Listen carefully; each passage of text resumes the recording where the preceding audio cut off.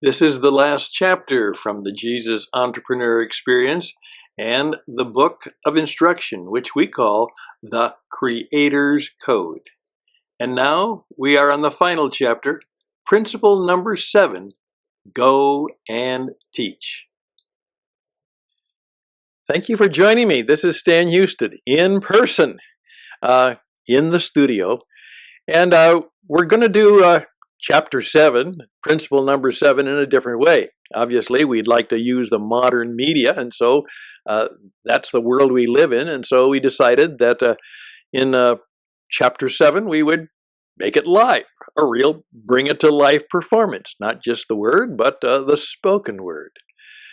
You know, I've been encouraging young entrepreneurs and not so young entrepreneurs in my business performance coaching is that in this day and age, you really have to learn how to use the modern media. You'll need an office where you do some of the work that gets you organized. More importantly than an office, you'll need a study where you think and pray and write and meet people in a small group, personal way. And then you'll need a studio where the microphone and the camera are there, and you're going to have to learn how to use the modern media so that you can communicate to clients and colleagues and customers. And so I decided to step into the studio for number 7. Billy Graham had a wonderful career and passed away recently after a lifetime of incredible ministry.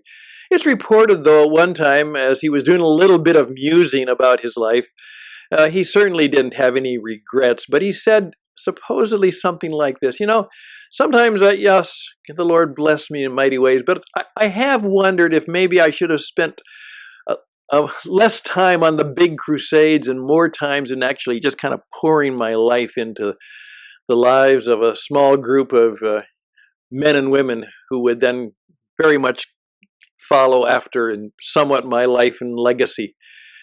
I wonder if I should have done that more.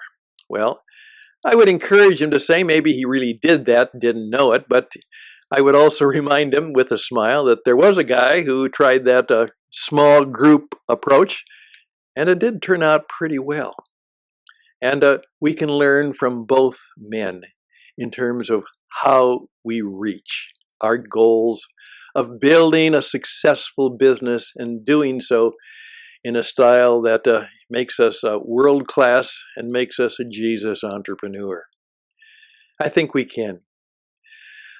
Recently, I came across a book. It was written by a young man, and it was simply this. It said, "Teach and Grow Rich."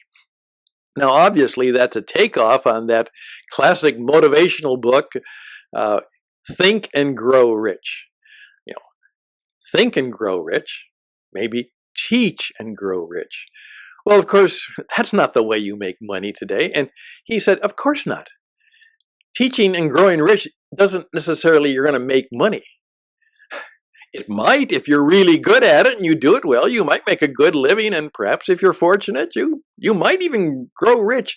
But that's not what I mean. I mean, teach so that good things can come into your life. You can grow in knowledge and understanding. You can grow in friendships. You can grow in relationships. You can grow rich in so many things that are not, there's no price on them. There's no money yet you can buy them. You will grow rich when you learn to teach. I think there might be something there. You know, part of the problem is we've made teaching a kind of a profession today, even a business, you know, and that you can't teach unless you go to school and get a teaching certificate and a license. You have to be, you know, certified and stamped by the state. And unless you have been certified as a teacher, you can't teach. Well, that's silly. Teaching is not a position, it's a leadership responsibility. And we're all called to be teachers. We're all called to do those kind of things. You are called to help others by teaching them. And particularly if you want to be a successful entrepreneur, you will learn that if you want your business to survive and thrive. And as a Jesus entrepreneur, more than ever, you know that that's what you should do.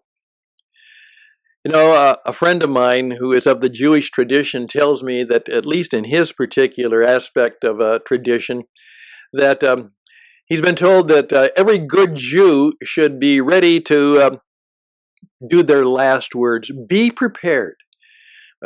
Just before you die, you should know what you're going to say.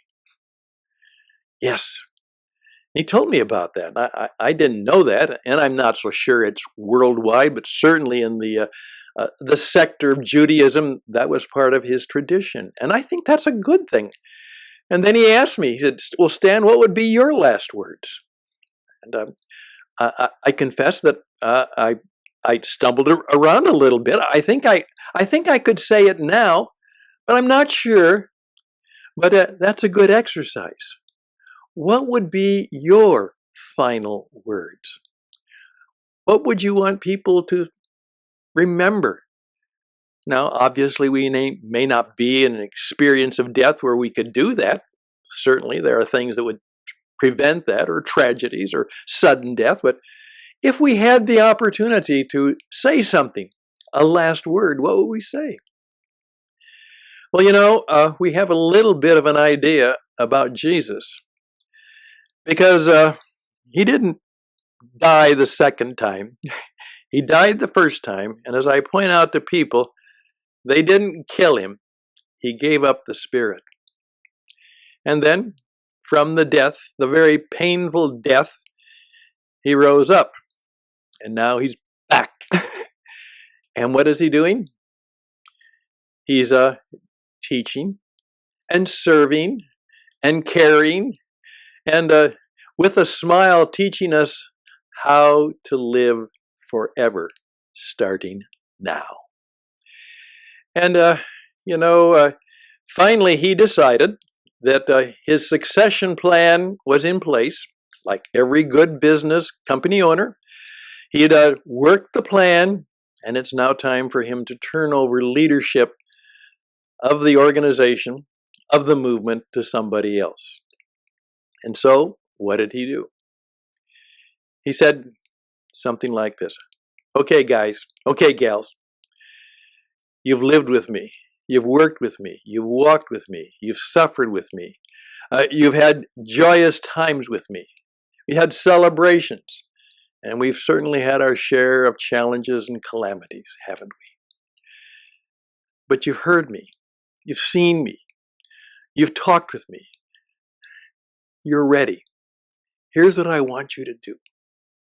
I want you to go out. I want you to reach out.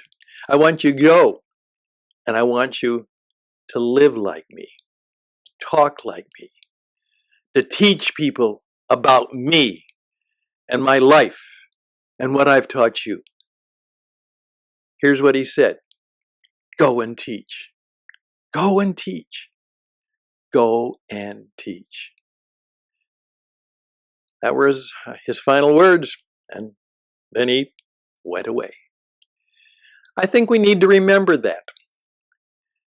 Wherever you are in your life and in your business and in your entrepreneurial experience, remember, you will be remembered not by how much money you left, but perhaps by the lives you helped to change and transform, and help them be successful in their life, in their business, in their service. That's right. Here's what he said: go and teach.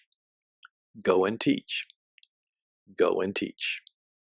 That's the prime directive.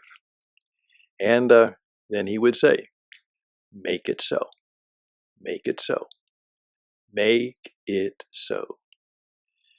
Best and blessings on us all as we seek to live out in our Jesus entrepreneur experience a life of service and a life of going, living, and teaching. Not only doing well, but doing good, and perhaps leaving a great legacy. That's it. The book is done. We'll be back in some other ways, but bye for now.